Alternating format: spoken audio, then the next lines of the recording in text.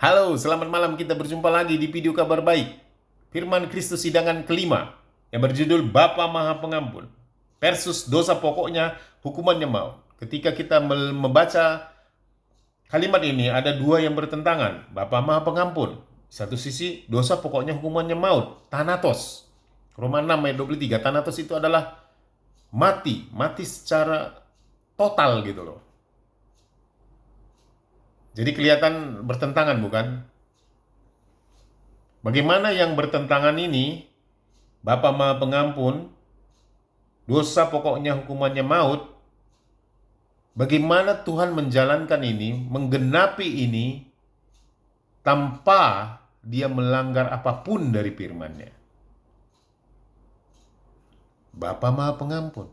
Lalu dia bilang, dosa pokoknya hukumannya maut. Bagaimana Tuhan menggenapi kedua perkataan ini tanpa dia melanggar satu dari salah satu dari dua kalimat ini. Dia melakukannya secara sempurna tanpa mengabaikan yang satunya. Begini dia cara dia melakukannya. Baik, kita mulai video kabar baik Firman Kristus sidangan yang kelima. Seperti biasanya, video kabar baik saya di konten ini mengandung rahasia yang dibukakan oleh Yesus buat kita. Rahasia Kristus sendiri yang dibukakan buat kita. Buat apa dibukakannya itu? Untuk memerdekakan kita. Dan di video kali ini pun, Anda akan mendengarkan rahasia-rahasia yang dibukakan Yesus buat kita. Rahasia-rahasia Yesus sendiri yang dibukakan buat kita. Dengarkan dengan seksama. Luangkan waktu Anda. Berikan hati Anda. Tontonlah dari awal sampai akhir. Anda akan mendengarkan banyak rahasia. Dan rahasia itu akan memerdekakan Anda. Seperti biasa, Injil adalah kisah, peristiwa yang sudah terjadi yang mengandung kabar baik buat kita. Peristiwa, kisah yang sudah terjadi. Dan saya akan tetap memulainya dari kisah dan peristiwa yang sudah terjadi. Kita mulai. Saya akan mulai bahwa ada sebuah kisah percakapan antara dua orang yang sangat berkuasa, yang maha kuasa. Yaitu apa? Bapa dan Yesus sendiri. Nah, karena saya satu orang, saya buat gambarnya satu lagi ya. Jadi imajinasikan saya adalah Bapa dan ini adalah Yesus sendiri. Amin. Dan peristiwa ini, percakapan ini, dialog ini terjadi di surga karena tempat tinggal mereka adalah di surga. Kita mulai ya percakapannya ya. Oke, baik. Lalu Bapa berkata, Bapa dulu ya berkata. Bapa berkata pada Yesus, "Anakku, lihatlah. Manusia telah jatuh ke dalam dosa." Lalu Yesus menjawab, "Iya Bapa, aku tahu. Manusia telah jatuh ke dalam dosa."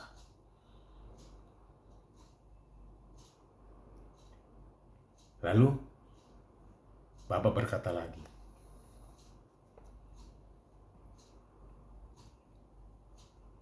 di Yesaya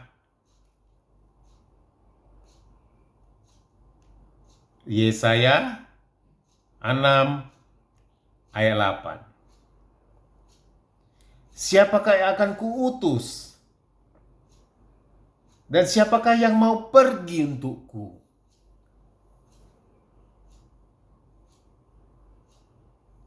Kenapa Bapak berkata seperti itu? Bapak berkata seperti itu. Jadi dia berkata begitu kan? Karena kesedihannya gitu loh. Karena kesedihannya melihat manusia jatuh ke dalam dosa. Ya, karena kesedihannya dia merasa sedih, terharu karena manusia jatuh ke dalam dosa. Dia mengatakan ini kepada Yesus. "Siapakah yang akan kuutus? Anda baca di Yesaya 6 ayat 8. Siapakah yang akan kuutus? Dan siapakah yang mau pergi untuk aku? Dia berkata seperti itu. Mungkin dia mengeluarkan suaranya yang menggelegar. Siapakah yang mau kuutus? Siapakah yang mau pergi untukku? Atas dasar apa dia berkata seperti ini? Kejadian 3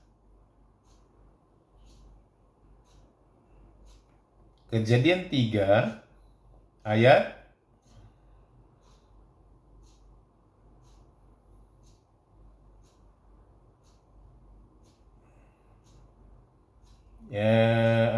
ayat yang dikatakan kepada si iblis, ayat 14 ya. Lalu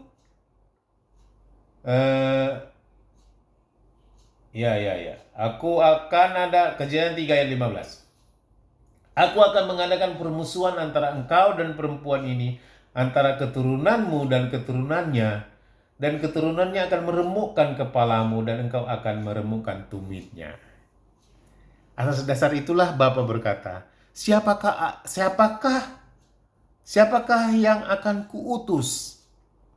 Dan siapakah yang mau pergi untukku? Jadi dia berkata kepada Yesus seperti itu. Maksudnya, siapakah manusia yang bisa menyelamatkan mereka? Amin. Karena Bapa berseperti, lihatlah anakku, mereka telah jatuh ke dalam dosa. Aku begitu sedih melihat itu. Dia berkata-kata seperti itu ya dia sama Yesus ya di surga ya. Coba Anda renungkan lah ya. Ini agak ini pasti menarik buat Anda. Jadi dia berkata seperti itu. Lalu karena kejatuhan manusia itu ke dalam dosa, lalu dia berkata, siapakah yang akan kuutus dan siapakah yang mau pergi? Siapakah yang mau pergi untukku? Untuk apa? Untuk menyelamatkan manusia. Kenapa? Karena Kejadian 3 ayat 15 dia mengatakan, aku akan mengadakan permusuhan antara engkau dan perempuan ini, antara keturunanmu dan keturunannya. Keturunannya akan meremukkan kepalamu dan engkau akan meremukkan tumitnya. Jadi, karena manusia jatuh ke dalam dosa, yang menyelamatkan itu harus manusia sendiri. Jadi dia berkata kepada Yesus, siapakah yang mau kuutus? Siapakah yang mau pergi untukku? Manusia mana yang mau bisa kuutus? Manusia mana yang mau pergi untukku? Yesaya 6 ayat 8 ya. Siapakah yang akan kuutus? Dan siapakah yang mau pergi untukku? Kenapa manusia harus manusia juga yang menyelamatkan? Kenapa nggak Tuhan aja yang menyelamatkan langsung? Kenapa harus manusia? Saya kasih contoh seperti ini. Jika kita, Anda diberikan suatu tempat, anggaplah itu rumah dengan perlengkapan tamannya yang begitu lengkap, Anda dikasih hak atas semua itu. Dan dikasih sah, tanda tangan yang sah dari seorang, bikinlah seorang A ya, mengasihkan itu kepada Anda. Di situ lengkap semuanya. Pokoknya apa yang dimakan, diminum, dipakai, mau apapun ada di tempat itu. Lalu ada orang, bikinlah si B, membodoh-bodohi orang itu tadi yang sudah dikasih hak dari si A, hak miliknya sepenuhnya. Kaulah yang menggunakan ini, kaulah yang menikmati ini, katanya. Dan dikasih surat yang sah, tanda dia yang memiliki itu. Lalu datang si B menggoda, menipu si orang ini tadi yang dikasih tadi itu. Nah, si orang ini tadi mau karena dibodoh-bodohi dengan cara yang paling licik, akhirnya dia memberikan surat itu, tanda otoritas yang diberikan si A tadi kepada dia berikan kepada si B. Karena dia tertipu. Ini Anda bayangkan tentang si Adam dan Hawa yang tertipu oleh iblis. Lalu, kalaulah di dalam proses pengadilan yang bisa menuntut si B ini siapa? Si A tadi? Enggak, si A tadi enggak bisa menuntut si B ini tadi. Tapi si orang yang dikasih inilah yang bisa menuntut, yang bisa berperkara dengan yang menipu tadi. Ataupun anak-anaknya, keturunannya. Benar kan?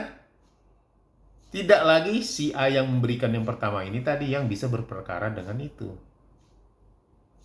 Jadi keturunannya yang ditipu inilah yang harus melawan si B tadi. Nah, atas dasar itulah Bapa berkata, siapakah manusia yang mau kuutus? Siapakah manusia yang akan kuutus? Yesaya 6 ayat 8 ya. Dan siapakah yang mau pergi untukku, anakku? Dia bilang seperti sama Yesus. Dia berkata seperti itu, siapakah manusia yang bisa mau pergi untuk menyelamatkan ini? Dengan hati yang penuh harapan gitu ya. Dengan hati yang penuh harapan.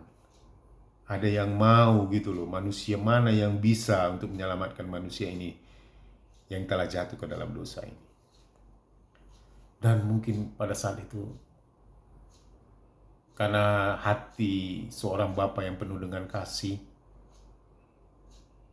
dia berkata seperti itu, lalu mungkin waktunya ada terdiam sejenak.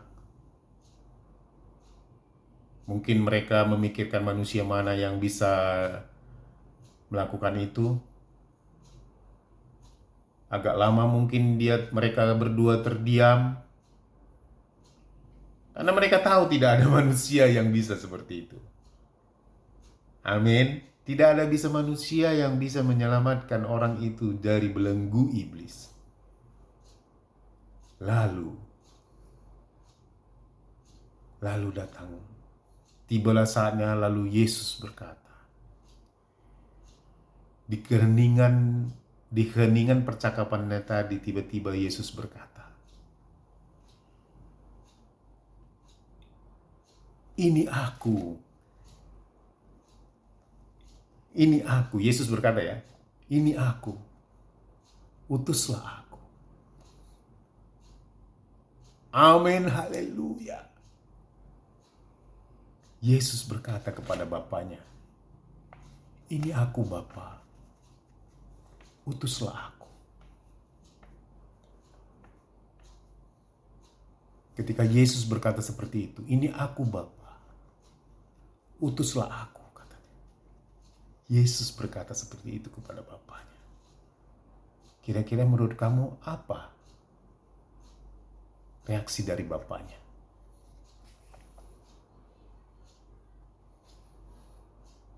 Kira-kira menurut kamu apa reaksi dari Bapanya?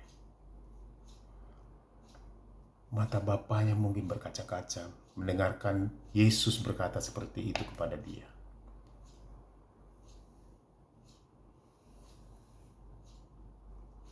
Apa anakku? Mungkin Bapa berkata seperti, apa anakku, kamu mau? Dengan hati, mungkin Bapak pasti bangga ya, karena tapi di dalam kebanggaannya dia mengekspresikan muka yang begitu. Lalu dia bilang kepada Yesus, anakku, kau tahu, aku dan engkau adalah Tuhan. Tuhan tidak bisa merasakan penderitaan. Tahukah kamu yang akan kau hadapi di sana nanti? Penderitaan, sakit penyakit.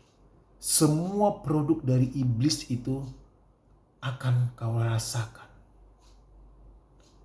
Bagaimana mungkin seorang Tuhan mau merasakan itu?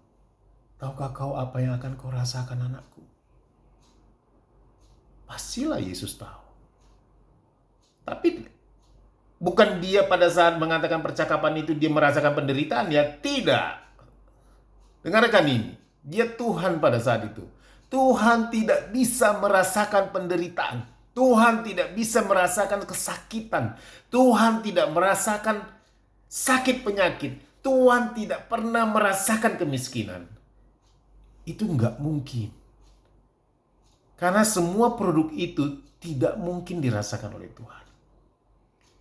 Tapi ketika Tuhan Yesus berkata kepada Bapa, ini aku Bapa, utuslah aku.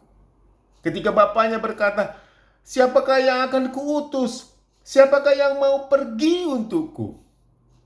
Siapakah manusia yang bisa kuutus untuk melepaskan manusia dari dosa itu, dari belenggu iblis itu? Ketika keheningan terjadi karena tidak ada satupun manusia yang sanggup melakukan itu. Akhirnya Yesus berkata, ini aku Bapa, utuslah aku. Di Yesaya 6 ayat 8 juga, ini aku Bapa, utuslah aku. Pada saat itu, Bapa matanya pasti berkaca-kaca.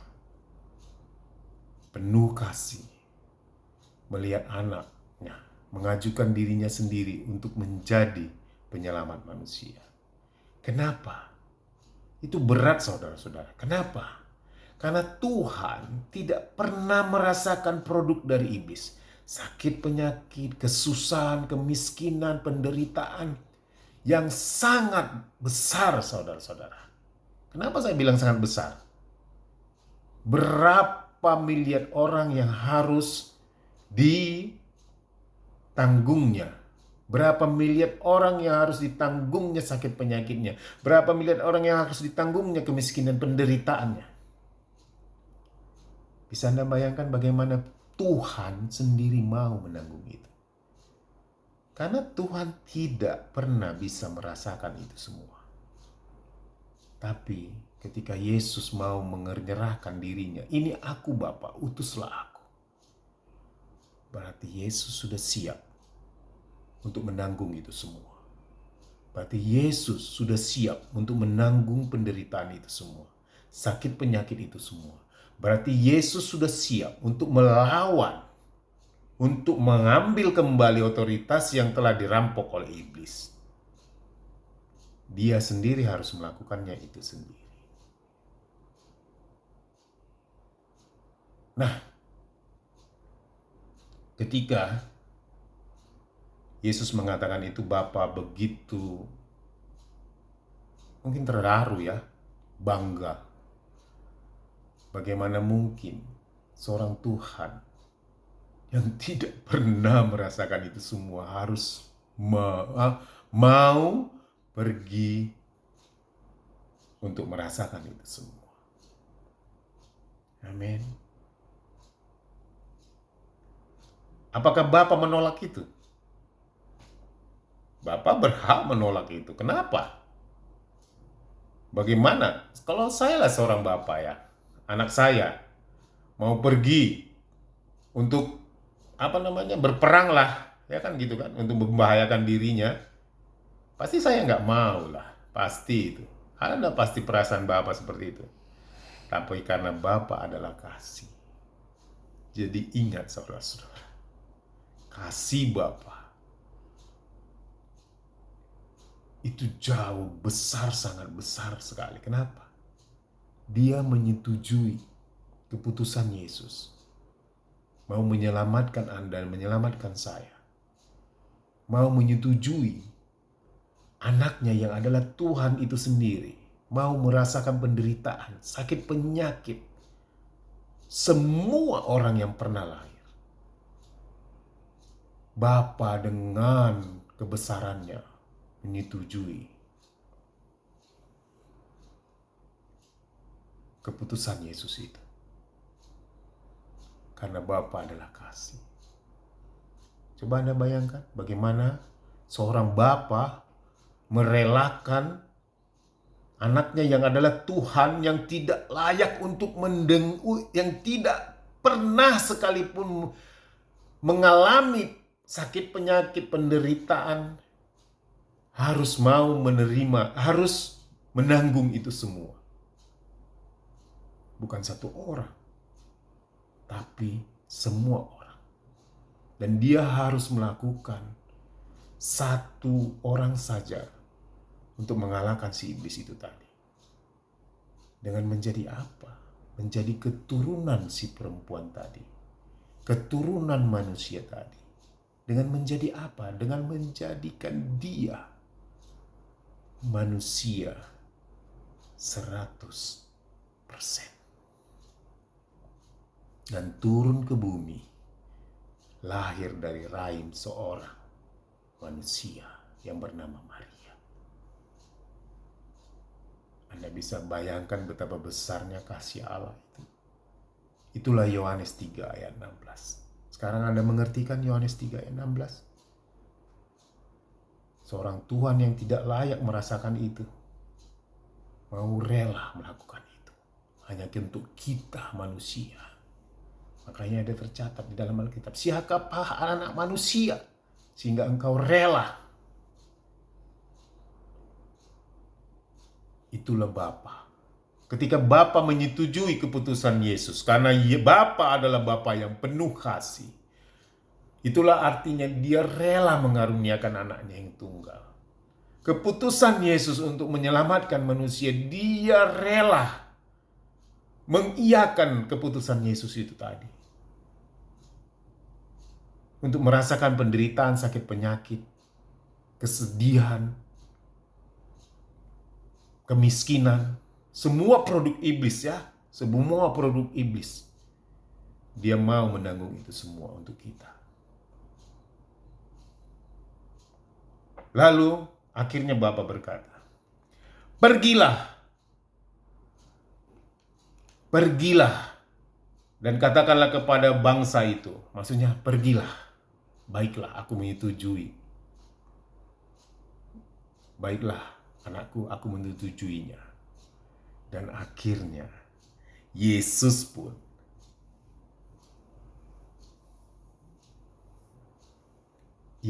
lahir. Jadi saudara-saudara, hari ini sebentar lagi akan Natal. Ketika Anda mendengarkan video ini, peristiwa ini, itu tercatat di dalam Yesaya 6 ayat 8. Percakapan antara Bapa dan Yesus sebelum dia datang ke surga. Sebelum dia lahir. Bukan datang ke surga, sebelum dia lahir ke bumi. Jadi kelahirannya itu saudara-saudara, bukan sesuatu yang biasa-biasa. Ada sebuah peristiwa sebelum itu yang terjadi antara Bapa dan anak. Dialog antara Bapa dan anak. Itulah yang telah Anda dengarkan. Jadi, keturunan manusia itulah yang akan mengalahkan iblis itu tadi. Dan itu sudah terjadi 2000 tahun yang silam. Jadi sebelum Yesus lahir, peristiwa ini terjadi lebih dahulu. Amin. Jadi Natal itu bukan peristiwa biasa, saudara-saudara. Natal itu ada peristiwa yang luar biasa. Peristiwa di mana seorang Tuhan mau datang menderita dengan semua produk iblis hanya untuk kita anak manusia. Itulah kasih Bapa, saudara-saudara. Amin. Amin. Saya ulangi lagi. Siapakah anak manusia? Siapakah yang mau kuutus? Siapakah yang mau pergi untukku? Lalu Yesus berkata, ini aku Bapa, utuslah aku. Amin. Nah, ketika itu di Yesaya 6 ya, Yesaya 6. Itulah pembicaraan, saya turunkan ini ya, ke gambar Yesus. Jadi itulah peristiwa di mana terjadi percakapan Bapa dan anaknya sebelum Yesus lahir ke bumi. Jadi saudara-saudara, Natal yang akan Anda rayakan, yang kita rayakan, ada sebuah peristiwa yang luar biasa sebelum itu. Jadi Natal itu bukan peristiwa hanya sebatas kelahiran, saudara-saudara. Itu peristiwa yang luar biasa yang pernah terjadi satu kali untuk selama-lamanya. Dan satu kali peristiwa yang kelahiran yang paling luar biasa yang pernah terjadi dalam sejarah alam semesta lah saya bilang ya. Alam semesta. Bumi dan surga.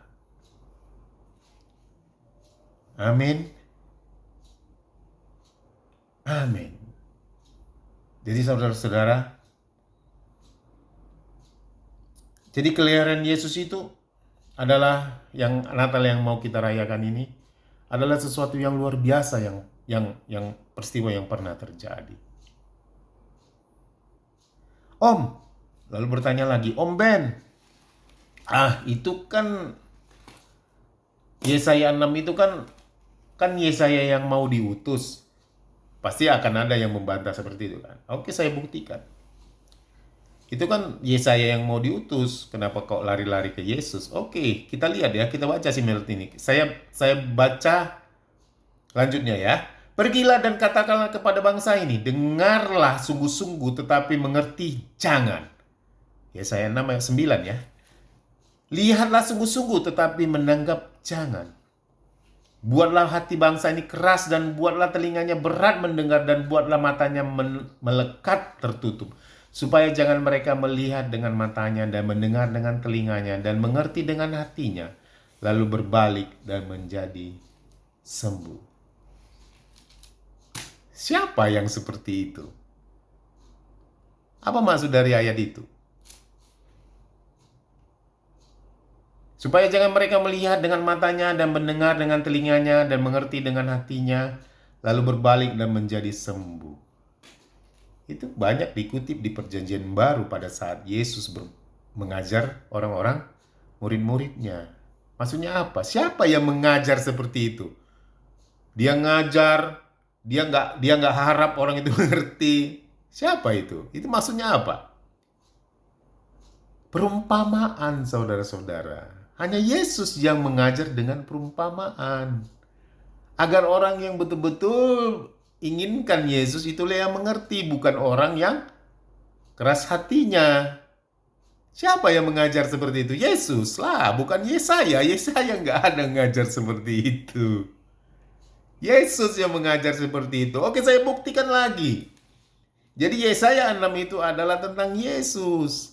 Percakapan Bapa dan Yesus sendiri yang dibuktikan bahwa dialah yang mengajar dengan perumpamaan. Sulit kan perumpamaan itu? Sulit. Jadi Yesuslah yang mengajar itu. Jadi di ayat, lanjut lagi di ayat terakhir ya. Yang terakhir dari ayat 6. Di Yesaya 6. Dan dari tunggul itulah akan keluar tunas yang kudus. Siapa itu? Yesus. Amin. Jangan tidak percaya lagi. Jangan membantah lagi. Karena itu sudah tertulis di situ. Jadi ada percakapan antara Bapa dan Yesus. Kenapa Yesaya menulis? Tuhan mau bukakan buat kita melalui Yesaya. Dengan penglihatan Yesaya ke alam surga, ke surga. Jadi peristiwa itu terjadi sebelum Yesus lahir. Haleluya, rayakanlah Natal dengan meriah. Karena apa? Karena kasih-Nya. Seorang Tuhan mau menderita itu mustahil, saudara-saudara. Tuhan itu sesuatu yang baik. Dia tidak akan pernah bisa merasakan segala penderitaan si iblis tanpa dia jadi manusia. Karena dia tidak akan bisa merasakan itu. Karena Tuhan adalah kasih. Tuhan tidak pernah merasakan penderitaan, kesakitan tidak pernah. Tapi dengan Yesus, ini aku, utuslah aku Bapa. Itulah yang membuat dia merasakan semua itu. Merasakan semua produk dari iblis. Dan dialah yang berjuang sendiri untuk mengambil kembali otoritas yang dicuri oleh iblis dari kita.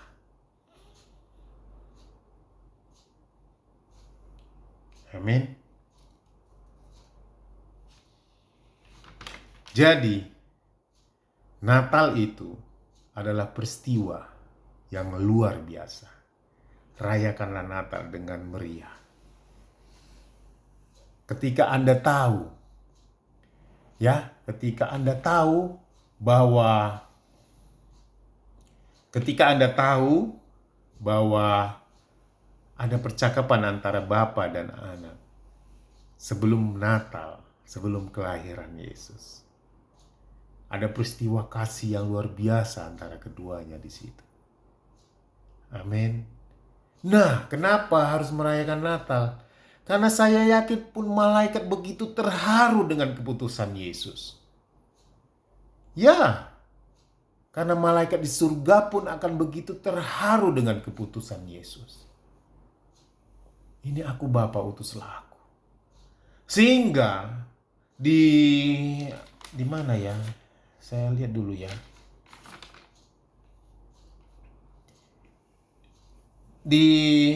Kenapa begitu terharu? Karena memang penderitaan yang akan ditanggungnya itu begitu luar biasa. Sebagai buktinya ya, Lukas 22 ayat 44. Keringatnya seperti darah. Itu penderitaan yang sangat luar biasa.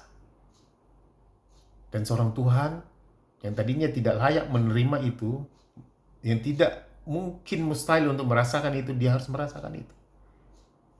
Jadi, ketika malaikat pun tahu dengan keputusan itu,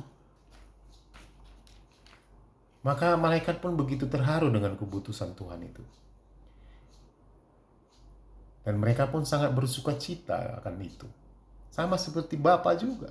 Ketika dia mendengarkan itu, dia mungkin pasti sangat terharu dan sangat bersuka cita. Kenapa? Karena kasihnya Yesus itu buat kita luar biasa. Dan Bapa pun dengan kasih yang luar biasa, seorang Bapa mau merelakan anaknya yang tunggal. Mengiyakan keputusan itu. Mengiyakan keinginan itu adalah hati yang luar biasa. Itulah Yohanes 3 ayat 16. Jadi rayakanlah Natal. Jadi Natal kali ini saudara-saudara, ketika Anda mendengarkan kisah ini, Natal kali ini begitu Natal yang luar biasa buat kita. Amin. Amin saudara-saudara. Makanya di dalam ayat Lukas 2 ayat 13 sampai 14, dalam jumlah besar malaikat memberitahu kepada gembala akan telah lahir Yesus. Dalam jumlah besar ini dalam bahasa aslinya disebut pletos. Pletos itu bukan jumlah yang biasa-biasa ya, jumlah yang besar gitu loh. Coba saya imajinasikan sedikit ya, saya imajinasikan berapa jumlah malaikat yang dilihat oleh gembala-gembala itu. 1.000, 2.000, tidak saudara, jutaan. Coba Anda hitung sendiri lah, mungkin Anda tanya, kan banyak AI sekarang ya, AI kan, IA atau AI lah ya. Berapa objek sebesar manusia yang bisa dilihat mata manusia, yang disusun begitulah, yang disusun satu-satu persegi panjang yang bisa dilihat manusia kan gitu dalam satu sudut, yang jaraknya mungkin sekitar 6 kilo atau 4 kilo atau 5 kilo ya. Karena kenapa saya bilang jaraknya 6 kilo? Karena kalau dekat kali malaikat itu ke gembala ini tidak akan bisa melihat. Karena malaikat itu kan berasal dari surga. Dia bergaul dengan Tuhan. Makanya dia bercahaya. Sama seperti Musa waktu dipanggil Tuhan ke gunung kan? Ke gunung apa ya? Gunung Sinai ya? Dia turun, dia bercahaya, mukanya bercahaya. Kenapa? Itu pantulan dari cahaya Tuhan sendiri. Jadi, nggak mungkin dia terlalu dekat dengan gembala itu, benar. Pasti sekitar jarak 6 kilo lah ya pada saat di langit ya. Coba Anda hitung kira-kira berapa banyak yang bisa dijejer pada sekali pandang malaikat-malaikat itu. Puluhan juta, saudara-saudara. Dia pandang ke depan gini puluhan juta, pandang sini puluhan juta, pandang sini puluhan juta. Itulah hati malaikat merayakan kelahiran Yesus. Jadi malaikat yang muncul pada saat itu adalah yang memuliakan Tuhan dengan kelahiran Yesus. Saya bilang ratusan juta yang dilihat oleh gembala itu. Jadi malaikat di surga karena melihat hati seorang Yesus, begitu mereka gembira akan kelahiran Yesus. Amin. Jadi rayakan Yesus, rayakan kelahiran Yesus dengan gembira. Mengertilah peristiwa sebelum kelahiran Yesus, maka Natal itu begitu luar biasa buat kita. Amin. Amin, saudara-saudara. Jadi, saudara-saudara, itulah arti dari ayat ini. Dari judul ini. Bapa Maha Pengampun. Ya, dosa pokoknya hukumannya maut. Karena begitu besar kasih Allah akan dunia ini. Dia mengampuni manusia. Dengan apa? Dengan anaknya. Dengan memberikan anaknya buat kita. Agar apa? Agar semua hukuman itu tadi. Sakit, penyakit, penderitaan itu. Bukan kita yang merasakan itu, tapi Yesus sendiri yang merasakan itu. Amin. Yesus yang tadinya Tuhan mau merasakan itu menjadi manusia dan mau merasakan itu buat kita. Jadi Tuhan sendiri, Bapa sendiri melakukan dua ayat itu tanpa ada bertentangan satupun. Bapa Maha Pengampun, ya pengampun yang sempurna. Bapa, pokoknya dosa harus dihukum. Ya, dihukum di dalam Yesus. Dia sendiri yang mengalahkan iblis itu, seorang diri. Amin. Amin, saudara-saudara.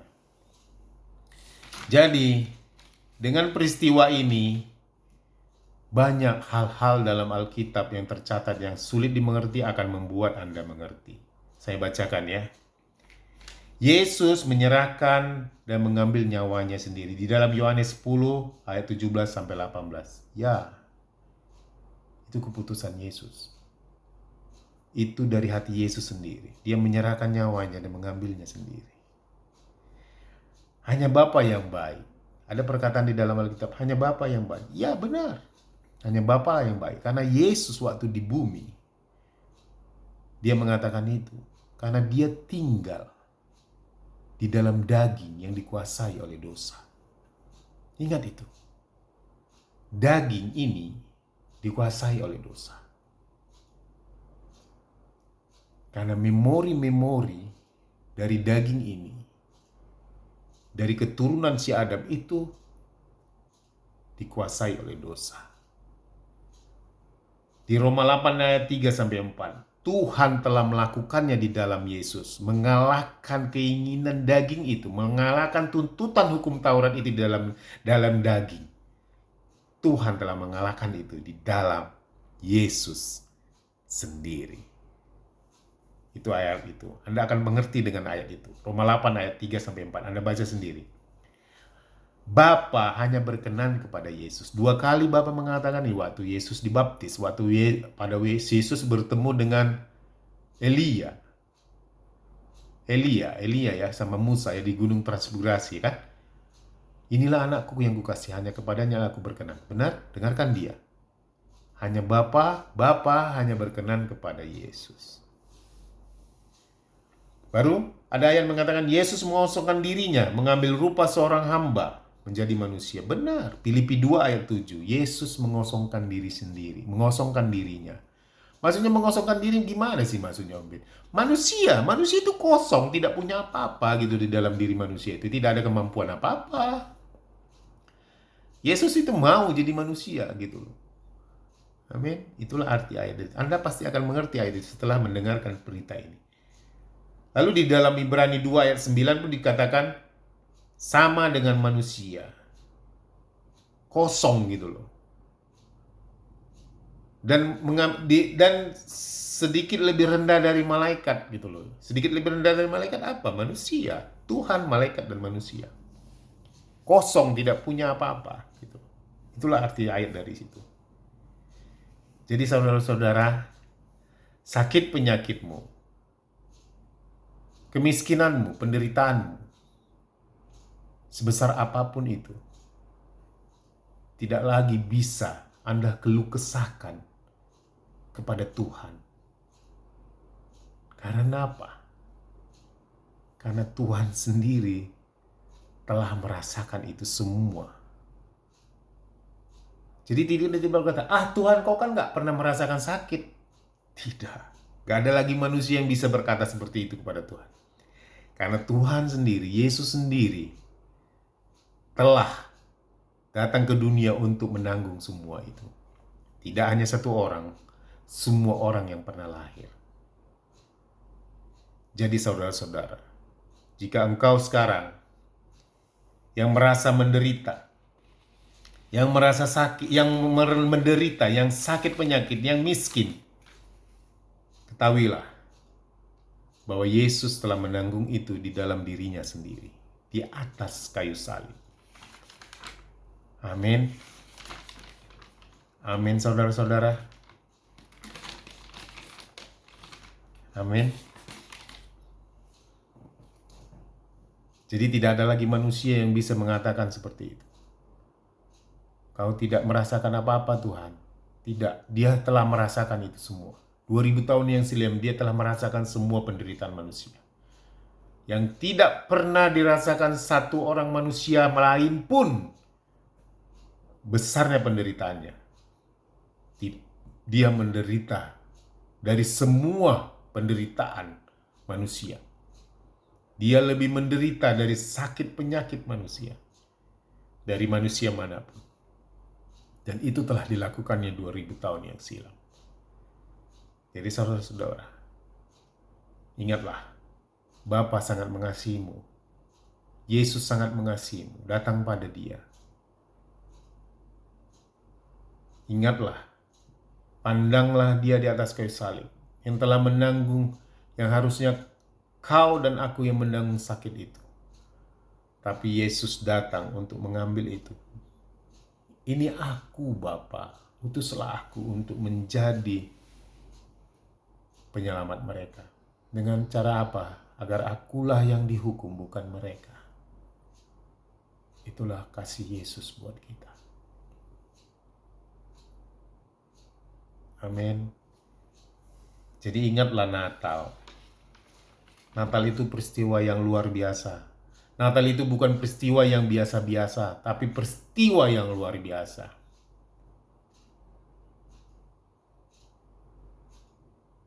Amin. Jadi ketahuilah, itulah kasih Bapa buat kita. Jadi tontonlah video ini berulang-ulang sampai Anda mengerti.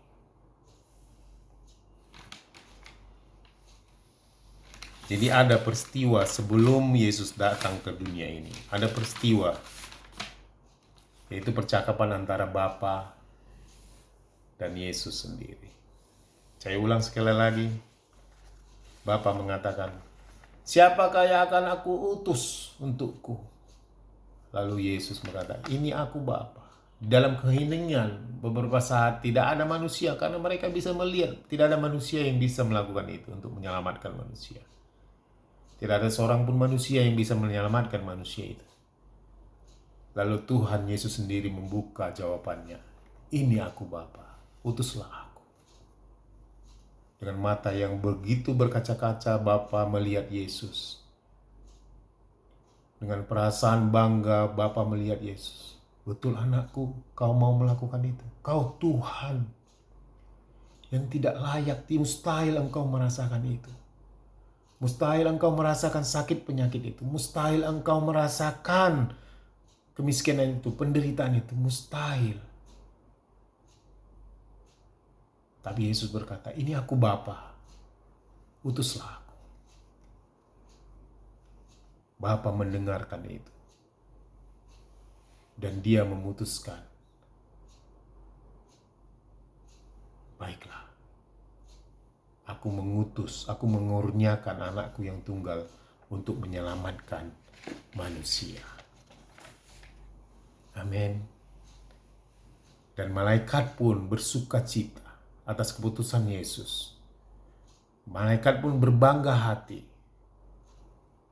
Bangga dengan keputusan Yesus. Makanya pada saat gembala itu melihat malaikat yang memberitakan damai sejahtera buat bumi, karena Yesus Juru Selamat sudah lahir, ada begitu banyak malaikat yang merayakannya.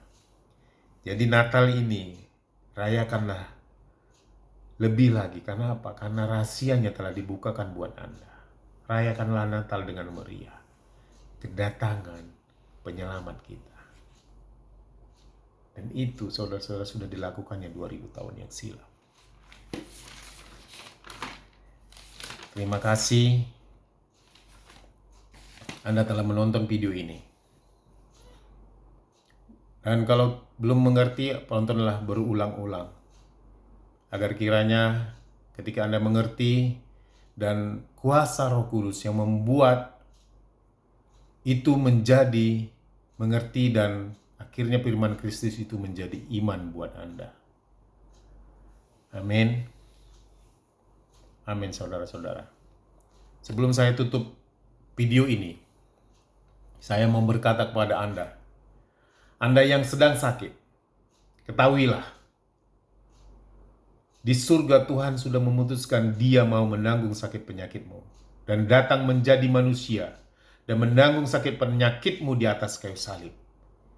Ketahuilah, oleh bilur-bilur Yesus, oleh darah Yesus, oleh bilur-bilur Yesus, sakit penyakitmu sudah sembuh. Sudah kutanggung di dalam diriku sendiri. Sebelum kita berdoa buat orang yang sedang sakit, arahkan pikiranmu kepada salib Yesus. Dia datang bukan keputusan yang mudah, dia datang ke dunia ini. Saya yakin itu keputusan yang sulit. Dia datang ke dunia ini. Untuk apa? Untuk menebus kita dari segala dosa. Untuk melepaskan kita dari belenggu iblis. Melepaskan kita dari sakit penyakit. Di atas kayu salib. Firman Kristus mengatakan, oleh bilur-bilurku engkau telah sembuh. Arahkan itu, pikiranmu kepada Yesus. Arahkan pikiranmu kepada salib Yesus. Dan ikuti doa yang seperti yang saya katakan. Mari kita berdoa. Terima kasih Tuhan Yesus. Kau telah memutuskan untuk datang ke dunia ini untuk menjadi penyelamatku. Dan sekarang aku tahu Tuhan, itu keputusan yang sangat sulit buatmu. Tapi karena kasih-Mu begitu besar, Kau mengambil keputusan yang besar itu karena Kau mengasihi kami. Terima kasih Tuhan. Di atas kayu salib Kau telah menanggung segala dosaku. Di atas kayu salib Engkau telah menebus dosaku. Aku menjadi anak, aku sempurna di dalam Engkau Yesus. Dan Engkau menjadi juru selamatku Yesus. Tuhan Yesus, oleh firman-Mu, oleh bilur-bilurku, Engkau telah sembuh. Kau mengatakan itu Tuhan. Di atas kayu salib, Engkau telah mengambil sakit penyakitku dan menggantikan kesehatan-Mu menjadi kesehatanku. Saat ini Tuhan, aku telah sembuh karena Yesus telah mengambil sakit penyakitku. Terima kasih Tuhan Yesus. Tuhan Yesus, hamba-Mu berdoa, orang yang sakit telah Kau sembuhkan di atas kayu salib. Sakit penyakitnya telah Kau hancurkan di atas kayu salib dan memberikan kesehatannya kepada orang yang menonton video ini. Jadilah kau sembuh. Oleh bilur-bilur Yesus, jadilah kau sembuh. Terima kasih Tuhan Yesus. Amin.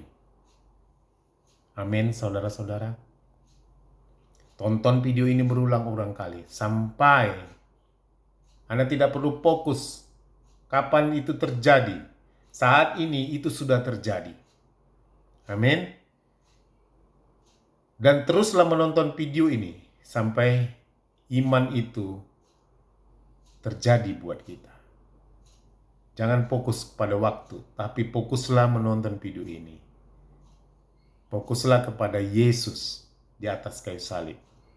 Roh Kudus akan meneguhkan, akan menghidupkan semua firman Kristus yang Anda telah dengar. Terima kasih. Kita berjumpa lagi nanti di firman Kristus, hidangan yang ke-6. Saya sangat menyarankan Anda, carilah upahmu di surga. Bagaimana upah itu terjadi di surga? Ketika kita memberitakan firman Kristus, Injil Yesus. Share-lah video ini agar berguna buat saudara-saudara kita yang lain. Terima kasih buat Anda. Terima kasih buat Yesus pertama kali. Terima kasih buat Bapa pertama kali. Terima kasih buat Roh Kudus. Dan terima kasih buat Anda yang telah menonton video ini. Dukunglah kami untuk meneruskan konten-konten di dalam video ini. Konten-konten tentang kabar baik. Dukunglah pelayanan kami. Lihat link-link di deskripsi di setiap video. Anda bisa menonton video-video yang lain. Terima kasih. Saya tutup video ini dalam nama Yesus. Amin.